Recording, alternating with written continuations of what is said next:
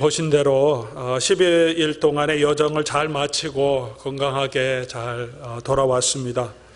가는 길에 LA 공항에서 비행기가 1시간 동안 연착되는 바람에 인천에서 방콕으로 연결되는 항공편을 놓쳤습니다. 그래서 인천공항에서 3시간 반 더 기다리다가 방콕에 도착했을 때 수요일 새벽 4시가 됐습니다. 잠시 눈을 붙이고 아침 8시부터 시작된 일정이었는데 거의 하루 걸러 한 번씩 이동하는 여정이었지만 많은 것을 보게 해주셨고 또 많은 분들을 만나게 해주셨습니다. 다시 선교 현장에 서 있다는 그런 감격이 있었고 또 선교사님들 만나며 교제할 수 있는 귀한 시간을 가졌습니다. 곳곳에서 또 주님의 복음을 들고 자기가 맡겨진 그 현장에서 또 민족을 향하여 수고하시는 우리 선교사님들 이야기를 듣고 격려할 수 있었다는 것이 큰 축복입니다. 또한 로뎀 장로교회 이름으로 함께 격려하고 또 위로하였고 많은 힘이 되었다는 이야기를 들어서 선교사님을 대신해서 여러분께 감사의 마음을 드립니다. 특별히 베트남에서는 남쪽과 북쪽의 두 가지 사역을 우리가 함께 보고 왔습니다. 우리 오여 선교회가 후원하는 우석정 선교사님과 김삼성 선교사님의 앞으로 사역지입니다. 남쪽 베트남 남쪽 호치민시리에서 롱안 세계로 병원을 지난 10년 동안 이루어 오셨고 여러분 보신 대로 이 병원에서 내과, 외과, 또 고엽제 환자 재활센터, 안과, 치과, 산부인과 등의 여러 가지 진료를 하고 있습니다. 현지 의료인과 함께 진료하고 있고 베트남이 공산권 국가라 아직도 복음을 마음대로 전가하지 못하게 제한하고 있습니다. 하지만 이런 의료 사역을 통하여서 지역 주민과 접촉하고 또 농촌의료 봉사활동, 사랑의 집짓기 운동, 또 재활이 필요한 사람들 가정 방문해서 재활시켜주는 여러 가지 지역 접촉 사역, 또 봉사 사역을 통하여서 복음의 접촉점을 넓혀가고 있었습니다. 또 교회 개척도 현지 교단과 협력하여서 지원해서 두 곳의 세계로 병원 주변에 두 곳의 교회 개척지를 가지고 세워가고 있었습니다. 또한 중부 지역, 다낭 지역에 새로운 병원 부지를 마련해서 중부 지역에서부터 시작해서 라오스로 들어가는 새로운 선교의 프로젝트를 가지고 준비하는 모습을 보았고 함께 병원 부지를 위해서 기도했습니다. 북부 하노이에는 또 가장 안정적으로 사역하고 있는 것이 저희가 보인 것처럼 그 한배 문화 교류 센터입니다. 그리고 고신 목사님 출신으로 이 한배 문화 센터를 25년 동안 세워오신 심 목사님과 사모님께서 대표와 원장으로 수고하시면서 아무도 없는 그곳에서 처음 들어가셔서 여러 가지 어려움 가운데 이 문화센터를 통해서 복음의 접촉점을 넓혀가고 계셨습니다.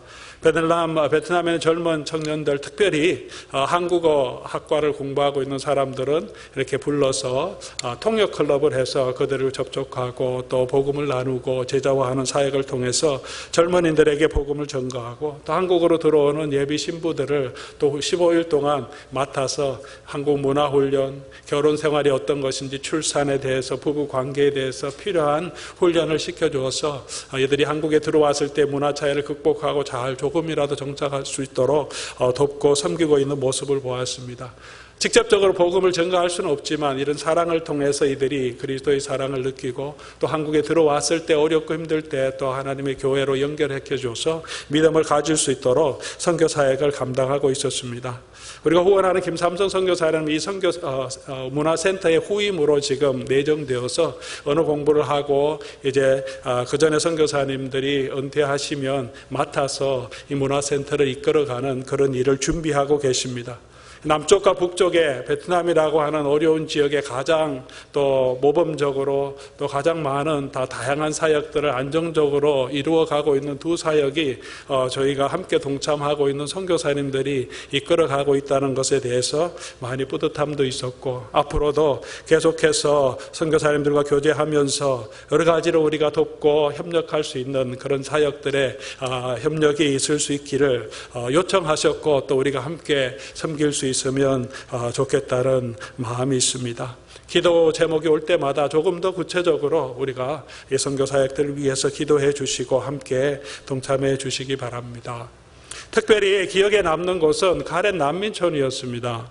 이 가렌족은 미얀마 소속 부족 중에서 태국 옆에 있는 미얀마라는 나라의 소속 부족 중에서 가장 큰 부족인데, 영국에서 독립할 때, 식민지배에서 독립할 때 독립을 하고 싶었는데 미얀마 전체 버마 정부를 구성하면서 거기에 그냥 속국으로 같이 한 나라로 만들어져 버렸습니다. 그때부터 독립을 위해서 우리 버마 정부와 계속해서 투쟁을 하고 있다가 1980년 중반에 버마 군사 정부의 탄압에 맞서서 무장 봉기를 한 다음에 밀려서 이들이 어쩔 수 없이 태국 국경을 넘어서 망명하게 됐습니다. 수십만 명이 넘어오게 됐고, 현재까지 3, 4만 명을 수용하는 난민촌이 이 국경 주변으로 9개나 널려 있으니까 20에서 30만 정도 되는 난민들이 그곳에 살고 있다고 합니다.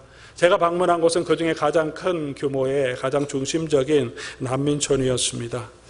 이들 카렌족은 버마 선교를 처음으로 담당했던 아도니람 저드선이라는 선교사님의 사역을 통해서 많은 부족들이 예수 그리스도를 믿게 되고 복음 가운데 서 있는 부족입니다.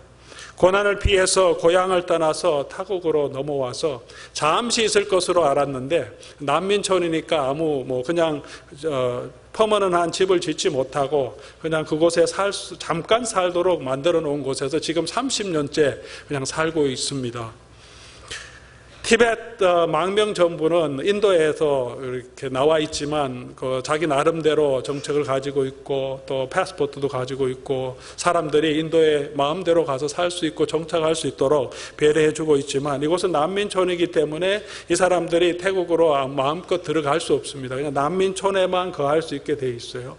나갈 데도 없고 농사를 지을 수도 없고 산업을 할 수도 없고, 잠시 있는 거처로 세워놓은 것이 지금 30년째 오기 때문에 그곳에 어릴 때 태어났던 아이들은 지금 거의 30년, 장년, 청년이 돼 결혼했는데도 그곳에 있을 수밖에 없더라고요.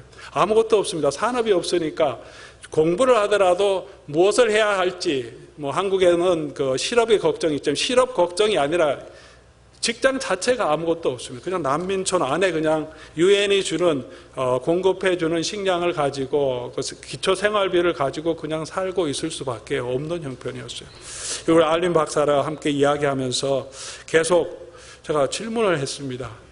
어떻게 살아가고 있느냐고. 지금 30년째 여기 갇혀서 어떻게 살아가고 있느냐. 여기서 자라나는 아이들은 어떻게 공부하느냐. 공부해도 직장도 없고 산업체도 없고 할 수 있는 것이 아무것도 없는데, 그중에 좀 나은 아이들이 난민촌에 있는 여러 가지 흩어져 있는 학교에서 교사하는 것, 미얀마로 넘어가서 카렌 부족이 있는 그곳에서 그냥 또 선생님을 하든지 NGO 사역에 동참해서 NGO 유엔 사역을 돕는 일, 그 정도밖에는 아무것도 없습니다. 아이들은 도대체 무슨 희망으로 공부하느냐, 그렇게 질문했습니다. 그런데 그들 속에 소망이 있었습니다.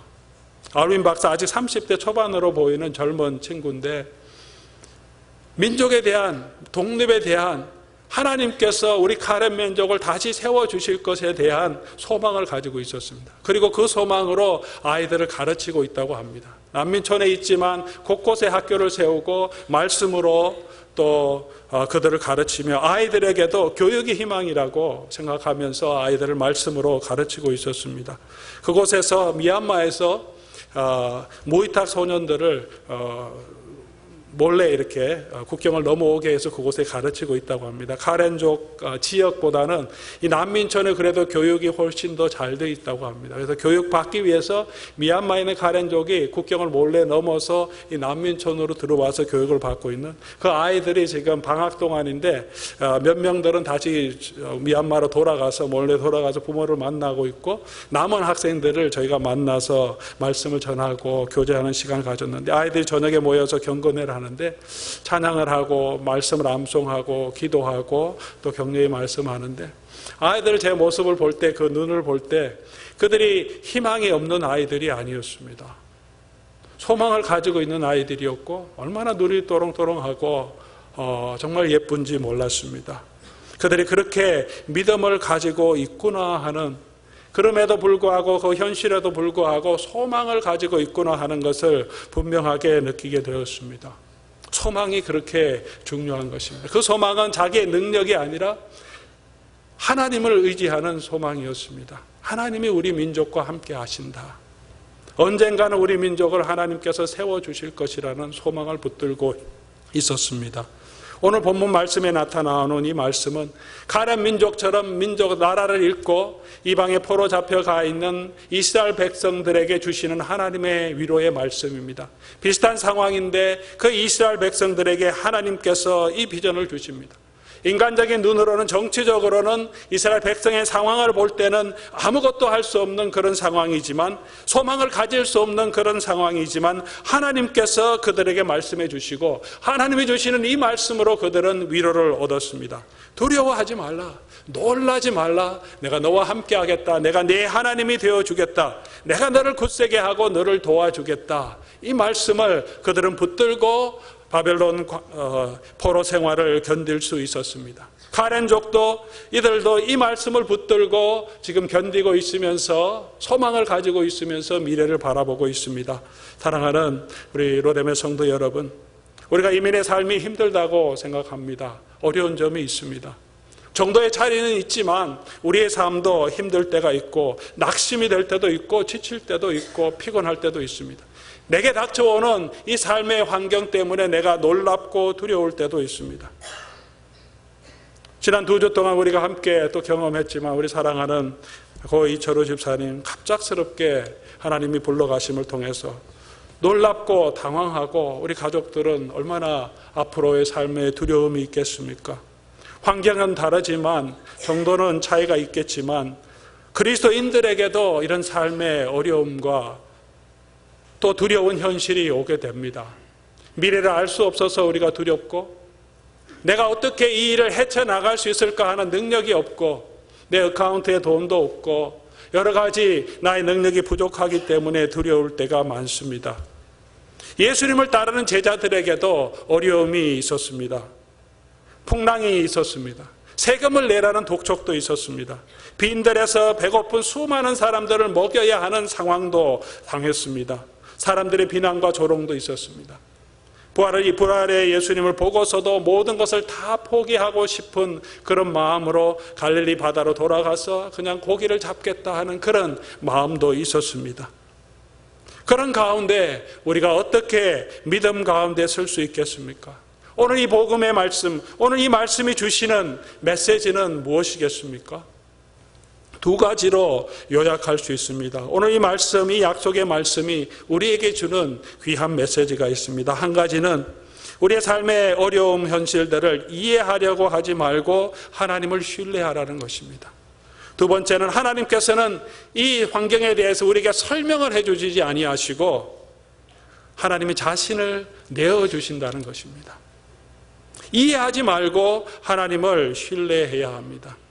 우리가 어려움이 있을 때, 놀라운 일을 당할 때 왜냐는 질문을 많이 합니다. 왜 나한테 이런 일이 생기느냐? 이해해 보려고 합니다. 이해가 된다면 내가 조금 견딜 수 있을 것 같아요. 그런 생각이 들지 않습니까? 아, 이래서 그렇구나. 내가 부족함이 있어서 그렇구나. 아, 이런 현실이 있어서 그렇구나. 아, 이것이 하나님의 뜻이고 내가 이해가 된다면, 아, 그래도 이 상황을 받아들일 수 있을 것 같은데, 도대체 왜? 라는 그 질문에 선뜻 명확한 답을 내어놓을 수가 없습니다. 그럴 때가 있습니다. 왜냐고? 왜냐는 질문을 많이 하게 됩니다. 놀랍고 두려워서 우리는 왜냐는 질문을 합니다. 그것을 안다면 현실을 조금 더 견딜 수 있을 것 같지만 다 이해할 수 없는 것이 우리의 상황입니다.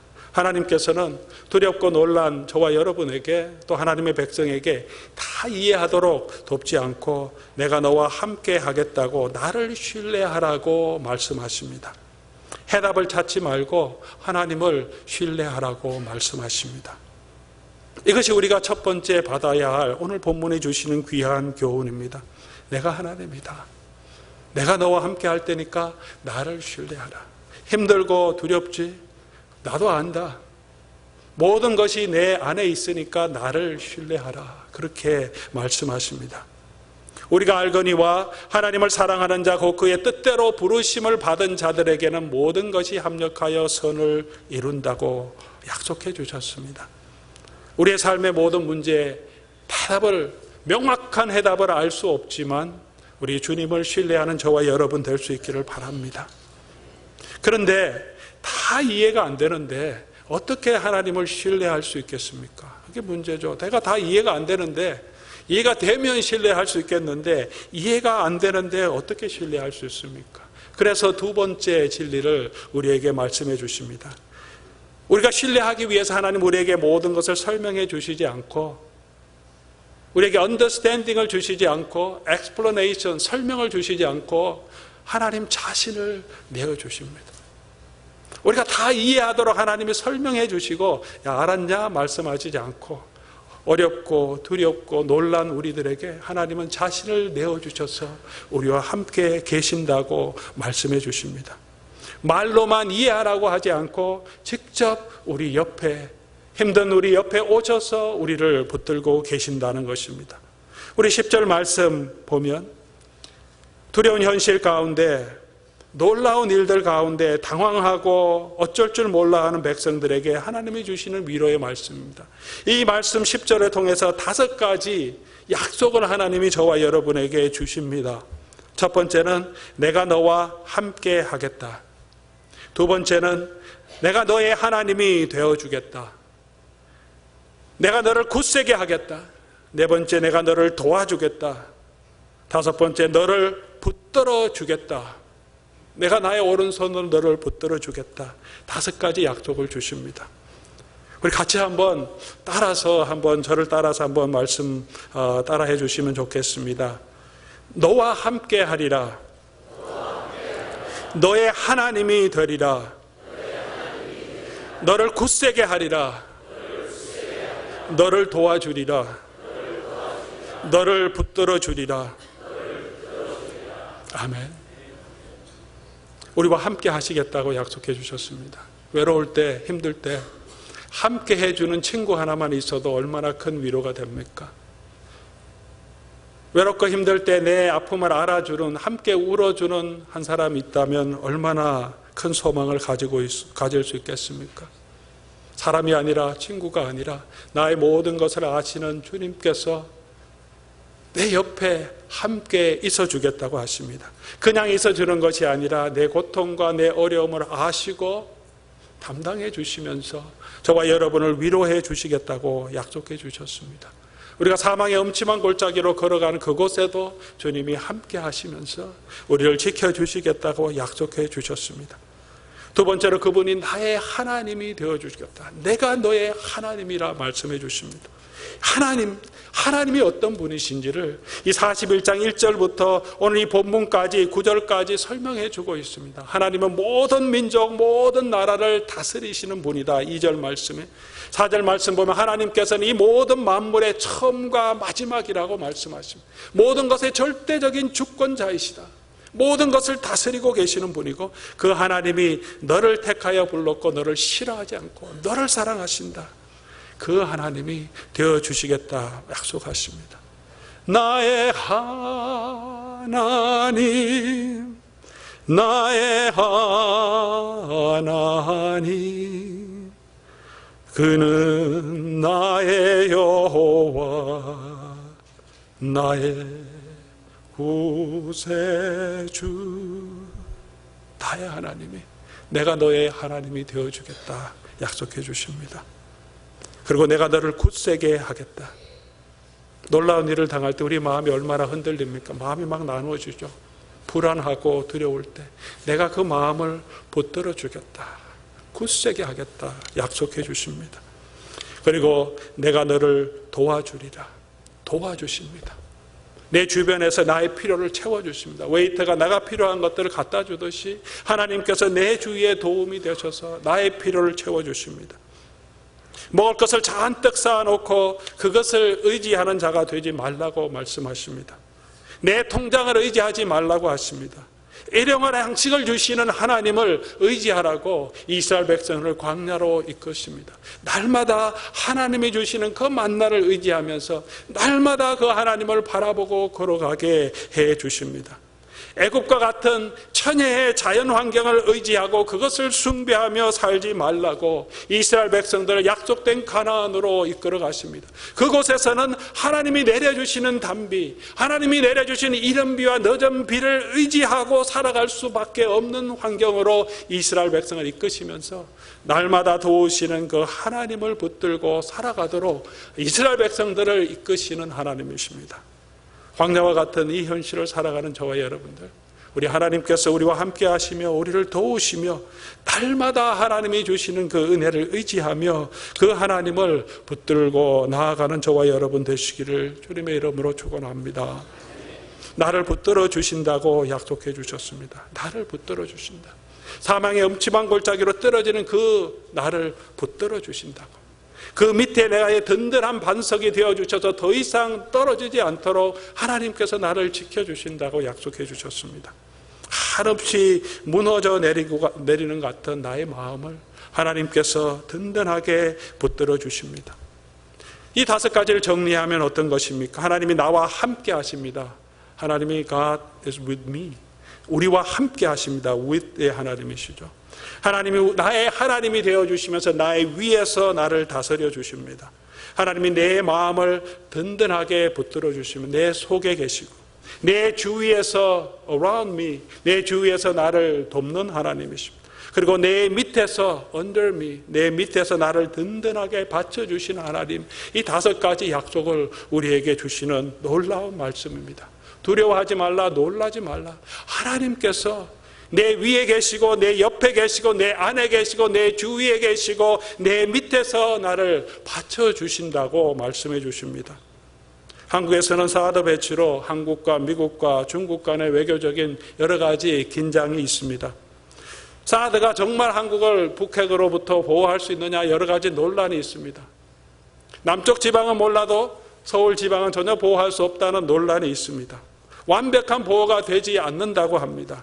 하지만 하나님께서는 저와 여러분을 완벽하게 보호해 주시고 우리의 위에서 우리의 안에서 우리의 옆에서 우리의 주위에서 우리의 밑에서 저와 여러분을 붙들어 주시겠다고 약속해 주셨습니다. 주 나의 반석이시니 그 위에 내가 서리라. 그 위에 내가 서리라. 이 약속대로 예수 그리스도를 우리에게 보내주셔서 하나님께서 우리와 함께 하심을 분명하게 보여주셨습니다. 우리 위에 계시고 우리 옆에 계시고 우리와 함께 하시고 우리 안에 계시며 우리 밑에서 우리를 받쳐주시는 정말 하나님의 신실하심을 예수 그리스도의 십자가를 통해서 우리에게 보여주셨습니다. 그 십자가를 보고 그 은혜를 붙들고 오늘 저와 여러분들이 살아갈 수 있도록 더 이상 낙심하지 않도록 하나님의 이 말씀이 그냥 말씀이 아니라 신실하게 이루셨고 또 이루실 것임을 보여주셨습니다. 이 주님을 바라볼 때, 이 주님과 함께 할 때 저와 여러분에게 새로운 힘과 은혜를 주실 것입니다. 공원에서 어린아이를 엄마를 잃은 어린아이가 있습니다. 어떻게 합니까? 엄마를 잃었을 때 이 아이는 계속해서 울죠. 두려워서 웁니다. 어쩔 줄 몰라서 웁니다. 사탕을 줘도 장난감을 줘도 좋은 곳에 데려가겠다고 해도 아이는 두려워서 눈물을 거치지 않습니다. 엄마를 다시 찾을 때 아이의 마음이 안정하게 됩니다. 이 아이에게는 엄마가 모든 것이죠. 엄마가 나를 지켜주시고 나를 집으로 이끌어 가실 줄 믿기 때문입니다. 엄마의 사랑을 믿기 때문입니다. 우리 하나님만 바라보고 주님만 바라보고 주님이 나의 모든 것이 될 때 저와 여러분이 가장 큰 안식을 누릴 수 있게 해주실 것입니다. 다른 것들을 만족을 찾고 있습니까? 여러분 삶에 의지하고 나의 이 현실로부터 이길 수 있는 어떤 다른 위안을 바라보고 있습니까? 언젠가는 놀라고 두려워할 때가 생기게 될 것입니다. 하지만 우리 주님을 의지할 때, 우리 주 예수 그리스도를 의지하며 주님만 바라볼 때, 주님이 나의 전부가 될 때 그 주님께서 우리에게 주시는 평강, 사망 가운데서도 우리를 지켜주시고 새로운 부활의 소망을 주시는 그 주님이 저와 여러분의 삶을 지켜주실 것입니다. 지금부터 영원토록 함께 하시는 그 주님을 의지하며 오늘 이 현실 가운데서 굳건한 반석 위에 서 있는 저와 여러분 될 수 있기를 주님의 이름으로 축원합니다.